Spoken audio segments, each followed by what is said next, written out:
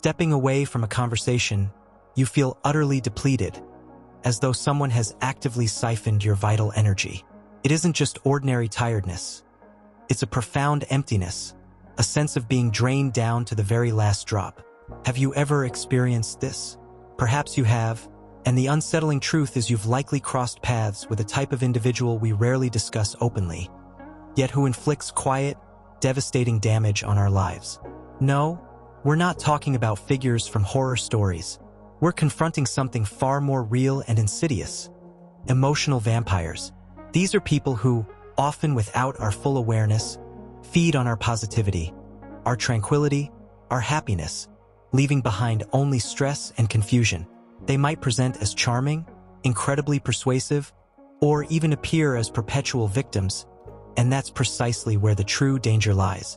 They operate within the shadows of our closest relationships, frequently disguised as trusted companions, intimate partners, or, shockingly, even family members. Their method for undermining our self-esteem and draining our strength is subtle but overwhelmingly destructive. You sense something is fundamentally wrong, that you're perpetually walking on eggshells, yet articulating the precise issue feels impossible. They possess a peculiar knack for twisting situations, making you question your own perceptions, inducing guilt over your moments of joy, or convincing you that you are somehow the core problem. Does any of this resonate? If it does, this discussion is intended for you.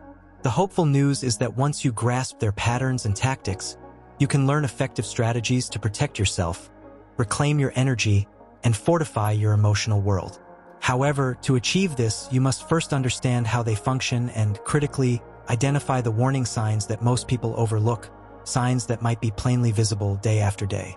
Before we delve deeply into this complex and illuminating subject, if this topic has already struck a chord with you, please do your peace of mind a service. Show your support so more individuals can discover how to safeguard themselves, and please take a moment to subscribe. What you are about to uncover holds the potential to fundamentally transform how you view certain relationships in your life, marking just the beginning of your journey toward shedding this heavy burden. How do you begin to recognize these emotional drains, and what are the absolute first indicators that reveal their presence in your orbit? If you found this helpful, give it a like and subscribe to the channel for more insights. The journey truly begins not with a sudden shock, but with a creeping, unsettling awareness. It starts subtly, perhaps after a seemingly ordinary phone call or a brief visit. You hang up, or you close the door, and a wave of exhaustion washes over you. It's not just physical tiredness. It's a profound depletion of spirit, a feeling like your emotional batteries have been drained completely. You might dismiss it at first. Maybe you didn't get enough sleep, or you're just having an off day. But then it happens again and again, always after interacting with the same specific person. You start to notice a pattern. Your energy level plummets, your mood darkens, and you're left feeling anxious, irritable, or inexplicably sad. It's like walking through an emotional swamp, and you realize with a growing sense of dread that this person is the one pulling you into the mire. This is the first inkling, the quiet alarm bell, signaling you've encountered a different kind of drain, something the synopsis refers to as an emotional vampire. They don't have fangs or cloaks, of course. Their methods are far more insidious, woven into the fabric of everyday interaction. They are masters of subtle manipulation, experts at sensing your emotional vulnerabilities and exploiting them, often without conscious malice, but with a profound, self-serving need to feel better by making you feel worse. One of the most frequently observed, and perhaps most jarring characteristics that surfaces is that peculiar, defensive accusation. "You think you're better than me?" can come out of nowhere. You might just be talking about something good that happened in your day, a small success at work, a pleasant interaction with a friend, or simply that the sun was shining and it made you feel cheerful. You share it, hoping to connect, maybe expecting a word of encouragement or just a shared smile. Instead, you get this cold, sharp response. It's not a question seeking information. It's a statement loaded with resentment and accusation. Suddenly, your moment of quiet happiness, your simple observation, is twisted into an act of arrogance, a perceived judgment against them. It's bewildering. You weren't comparing yourself to them. You weren't even thinking about them in that moment in terms of hierarchy or worth. You were just existing, being you, sharing a piece of your life. And yet, your simple existence, particularly when it's positive or shows any sign of thriving, is interpreted as a personal affront. It's as if your light dims their world, and they feel compelled to dim yours in return. This reaction stems from a place of deep insecurity and often an underlying sense of entitlement. They project their own feelings of inadequacy onto you, reframing your positive state as proof of your perceived superiority, which they resent. They feel they have a right to your attention, your emotional energy, and even your empathy, and they feel equally entitled to lash out or criticize anything you do that makes them feel less significant, less in control, or simply less than you feel in that moment. Their discomfort becomes your fault. The need for control is a central pillar of their behavior. Emotional vampires often thrive on drama and chaos because these states allow them to become the focal point. When things are stable and peaceful, the attention isn't on them, and their own unresolved issues or insecurities might become too visible. By creating turbulence through constant complaints, manufactured crises, or interpersonal conflicts, they ensure that all eyes, particularly yours, are on them. They become the perpetual victim, the source of the problem, which they never admit, or the ones stirring the pot, but always demanding your emotional response and energy to navigate the situation they created. This constant state of low-grade, or sometimes high-grade, turmoil is exhausting for anyone caught in their orbit, but it serves the vampire by keeping them relevant and in a position to manipulate others' reactions. The context of family is where these patterns can become incredibly complex and tragically normalized. Growing up with a parent or close relative who exhibits these draining behaviors means that these dynamics can be absorbed as the standard for relationships. The child learns on a fundamental level that love is conditional, that their feelings are secondary, or that their role is to manage the emotional state of the demanding adult. This early exposure can make it incredibly difficult to recognize toxic patterns in adulthood. What feels normal is, in fact, deeply unhealthy. You might find yourself drawn to similar relationship dynamics later in life because they are familiar, or you might struggle to set boundaries because you were never taught that it was safe or acceptable to do so. Identifying these traits in a parent, sibling, or spouse is often the most painful step in this entire process.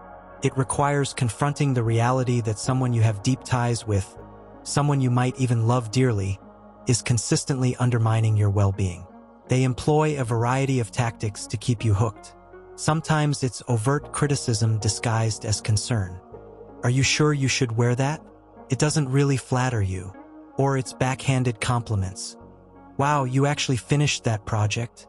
Good for you, I never thought you had it in you. They might use guilt trips, reminding you of past favors, often exaggerated or distorted, to obligate you into doing what they want or feeling bad for setting boundaries. Comparisons are another favorite tool. Look at how well someone else is doing. Why can't you be more like them? Or they might simply inundate you with an endless stream of negativity, complaints about their life, their job, other people, the world, until you feel completely weighed down by the sheer volume of their misery. Their goal, whether conscious or not, is to keep you focused on them and their problems, preventing you from focusing on your own life, your own happiness, or your own growth. The insidious nature of this toxicity lies in its subtlety. It doesn't always manifest as shouting matches or dramatic confrontations. Often, it's the constant low-level drain, the perpetual feeling of being slightly off balance, the sense that no matter what you do, you can't quite please them or feel fully comfortable around them. It's the way a conversation that starts pleasantly somehow always ends with you feeling defensive or guilty. It's the consistent ignoring of your needs or feelings while demanding full attention for their own. It's the feeling that you are always walking on eggshells, careful not to trigger their next wave of negativity or criticism. You internalize the idea that you are somehow responsible for their unhappiness, or that your own happiness is a threat to them. This slow erosion of your emotional energy and self-worth is devastating. You start to doubt your own perceptions, your own value, even your own sanity. Is it really that bad? Am I being too sensitive? Am I imagining things? They are adept at gaslighting, making you question your reality and feel like you are the difficult one. You are the one with the problem. Understanding these dynamics, recognizing the pattern of feeling drained after interacting with them, And realizing that the exhaustion you feel isn't a personal failing but a symptom of this toxic interaction is incredibly powerful. It's a moment of clarity, a lifting of the fog. You see the situation for what it is, stripped of the guilt and confusion they've layered upon it. This recognition is liberating because it shifts the blame away from you and onto the dynamic itself. You are not inherently flawed. You are simply caught in a harmful cycle. However, this clarity is also terrifying, because once you see it, you cannot unsee it.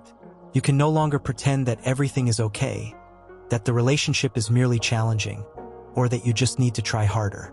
The truth, raw and undeniable, stands before you.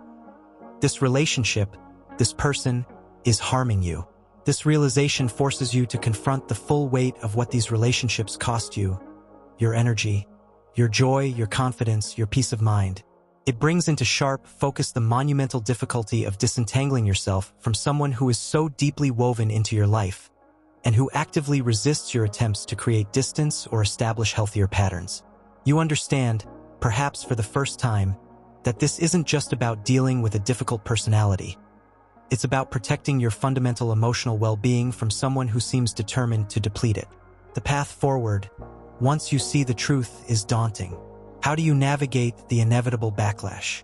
How do you protect yourself when their tactics are designed to exploit your deepest emotional bonds?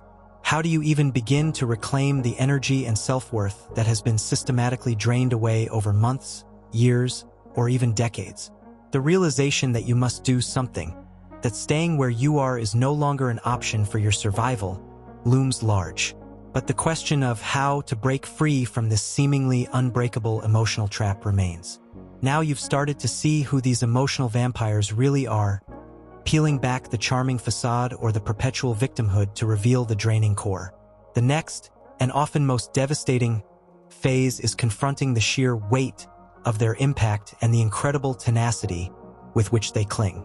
Letting go is rarely simple. Why is it so agonizingly difficult to sever these ties? It's because their target isn't your physical space or your bank account. It's far more insidious. They latch onto your innermost self, your emotions, your very spirit. Over time, they become experts at identifying and exploiting your deepest vulnerabilities, your sense of duty, your inherent kindness, your fear of conflict, your desperate need for validation, your fundamental human desire to be loved and accepted. They become adept at playing on your empathy, your nurturing instinct, your tendency to try and fix things, or your simple reluctance to cause pain. This isn't accidental. It's a learned behavior, a survival mechanism for them, albeit one that thrives by damaging others. This is their primary tactic: to toy with your feelings, to manipulate the very things that make you a compassionate person, until they've siphoned off every last drop of your emotional energy, leaving you parched and empty. The true, raw climax of this toxic dynamic often erupts when you, the person being drained, begin to shift. Perhaps you start feeling a tiny spark of happiness unrelated to them. Maybe you gather the courage to say no to a request. You might decide to spend an evening with friends instead of catering to their drama. Or perhaps you simply stop reacting with the expected level of distress or concern when they launch into a new crisis narrative. To an emotional vampire, any sign of you reclaiming your autonomy, your energy, or your happiness feels like a direct attack. It's an existential threat because it diminishes their source of supply, the emotional fuel they crave. When their control starts to slip and their usual tactics yield less energy, this is when the situation intensifies dramatically. The manipulation escalates. The accusations become sharper, more cutting, designed to hit you where you are most vulnerable. The drama they create becomes amplified, a desperate attempt to pull you back into their orbit and reassert dominance. They become masters of the smear campaign, subtly or overtly spreading rumors, twisting facts, or inventing entirely false narratives to paint you as the villain to mutual acquaintances or family members. Can you believe how Eleanor has changed? So cold now, after everything I've done. They might lament to a third party, or perhaps directly to you, in a torrent of guilt-inducing statements.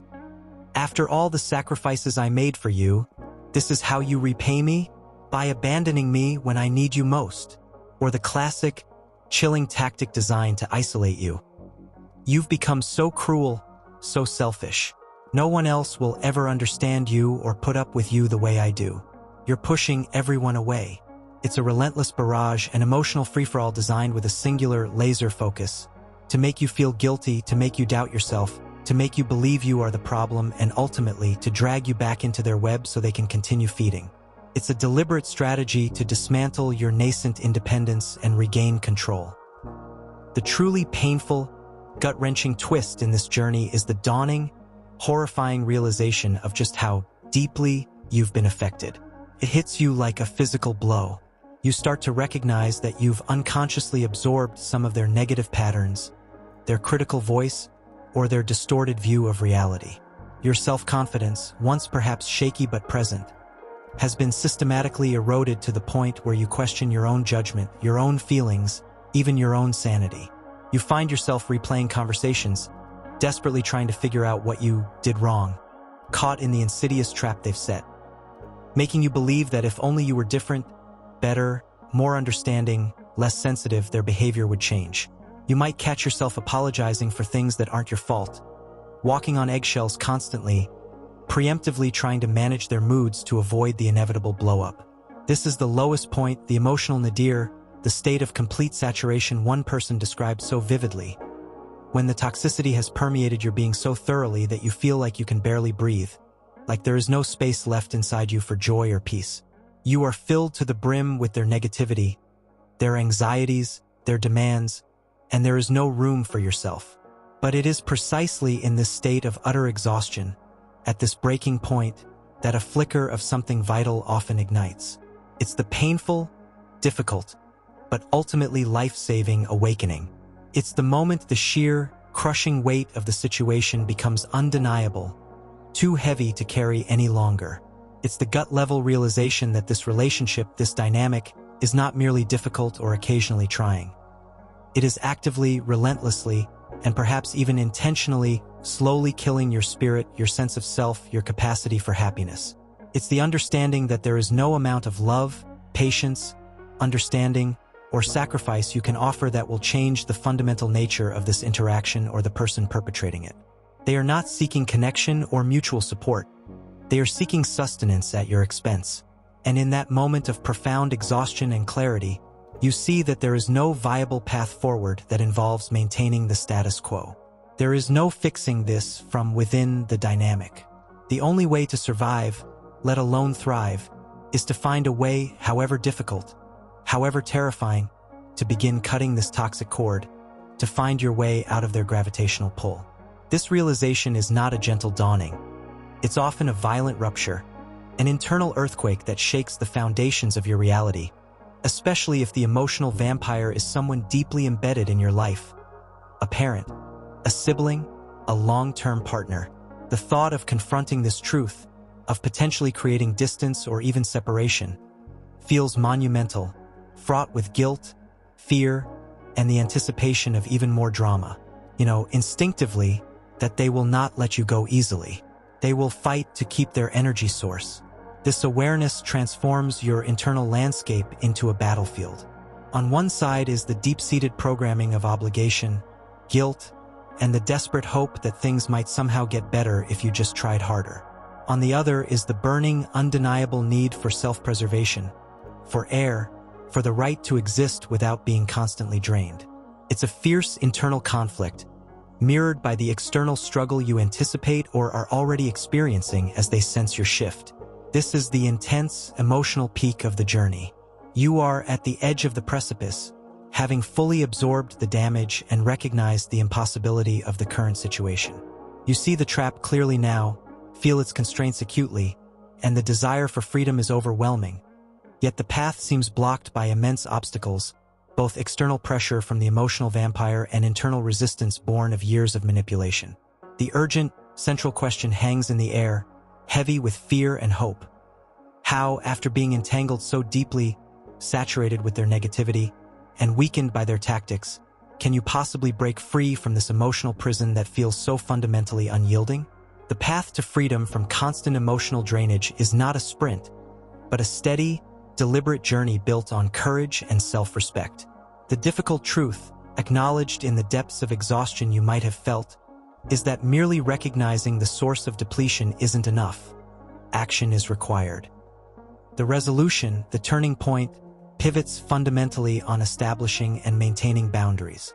This word, boundaries, often feels rigid or confrontational, but in this context, it is the most basic form of self-care and protection. It is not about punishing the other person or being deliberately cruel. It is about drawing a clear line in the sand to preserve your own well-being, your energy, your very sense of self. Defining these limits means making conscious decisions about your interactions. How much time are you willing to spend with this person? Are there certain topics that inevitably lead to conflict or negativity that you can steer clear of or refuse to engage with? Can you develop a strategy for gracefully excusing yourself from a conversation when it starts spiraling into their familiar pattern of complaint, criticism, or drama? It means learning to say no. And this no is perhaps the most potent word in your vocabulary when dealing with an emotional vampire. It will likely feel uncomfortable. It will probably generate pushback, perhaps even intensify their manipulative tactics initially. They thrive on predictability, on your consistent availability and reactivity. When you disrupt this pattern, expect resistance. They might accuse you of changing, of being selfish, cold, or uncaring. They might deploy guilt trips, reminding you of past favors or shared history. This is their attempt to reel you back in, to restore their energy source. But here is the critical understanding. Their reaction to your healthy boundary is their responsibility, not yours. You are not responsible for managing their feelings about your need for self-preservation. You are responsible for protecting your own peace. Beyond setting boundaries, another crucial element in reclaiming your emotional landscape is deliberately cultivating relationships that are the antithesis of this draining dynamic. Surround yourself with individuals who uplift, inspire, and support you. Seek out people who listen as much as they speak, who celebrate your successes without a hint of resentment, who offer comfort without making it about themselves, and who can navigate challenges without constant drama. Think of your relationships as sources of sustenance. Emotional vampires are like leaky pipes draining your reservoir. Healthy relationships are like fresh springs replenishing it. Spending time with people who possess qualities you admire, who have achieved balance or success, however you define it, and who simply make you feel good about yourself is not a luxury. It is a necessity for healing and growth. These connections provide a vital counterpoint to the negativity you've been steeped in. They remind you of what healthy interaction feels like, recalibrate your expectations, and offer a sense of belonging that isn't conditional on your willingness to be drained. It's important to distinguish between supporting someone going through a difficult time and being in a relationship with an emotional vampire. People face crises, experience loss, and genuinely need support. Offering a listening ear, a helping hand, or comfort during hardship is a fundamental part of human connection. The difference lies in the pattern and the reciprocity. Someone in crisis eventually begins to heal and may, in time, be able to offer support back.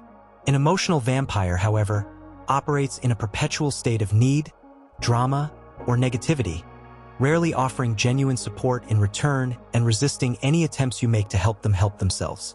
They are not seeking solutions. They are seeking a supply of energy through complaint or conflict. Learning to discern between these situations is key. You can offer help without becoming a bottomless pit for their unresolved issues. This might involve setting time limits on conversations about their problems, redirecting conversations, or gently suggesting professional help if their struggles seem beyond your capacity to assist without harming yourself. For some relationships, particularly those deeply entrenched or where boundaries are consistently violated and weaponized against you, even careful boundary setting may not be enough. This is often the most painful realization, especially when the emotional vampire is a family member or a long-term partner or friend. In these cases, reducing contact or, in some extreme situations, creating significant physical and emotional distance, sometimes referred to as going low contact or no contact, may be the only viable path to true liberation. This decision is rarely made lightly.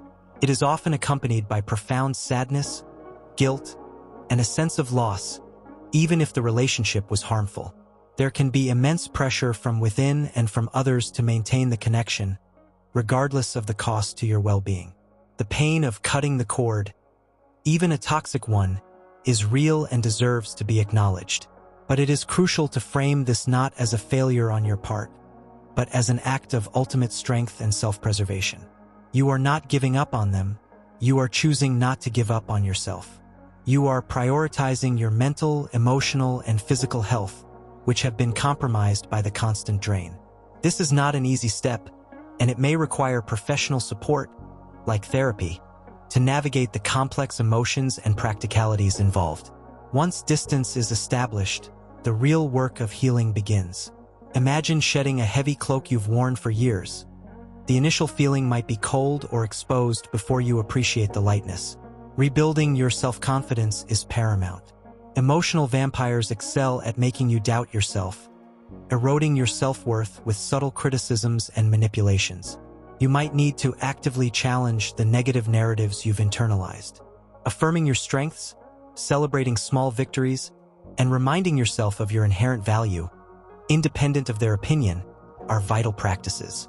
This phase also involves redefining what a healthy relationship looks and feels like.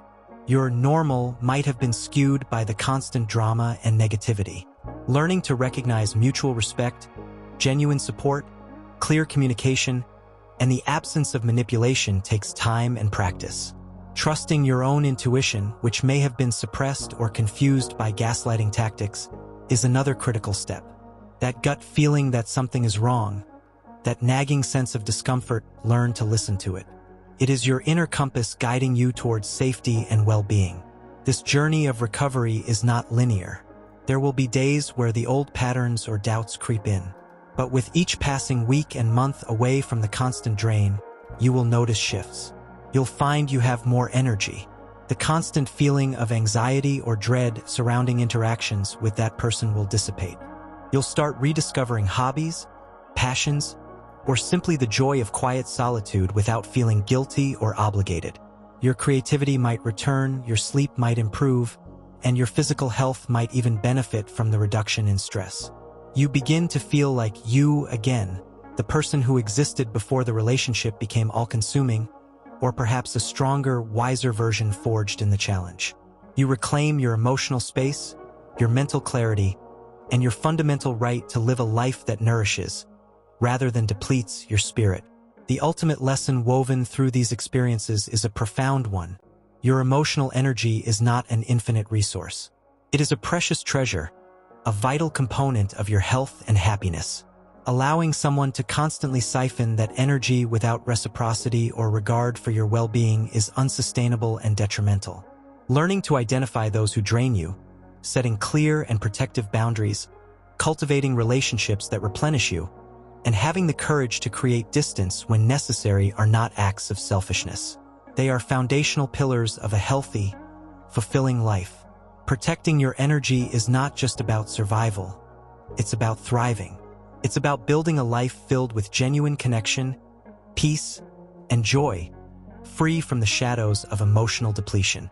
This process is challenging, demanding courage and resilience you might not have known you possessed.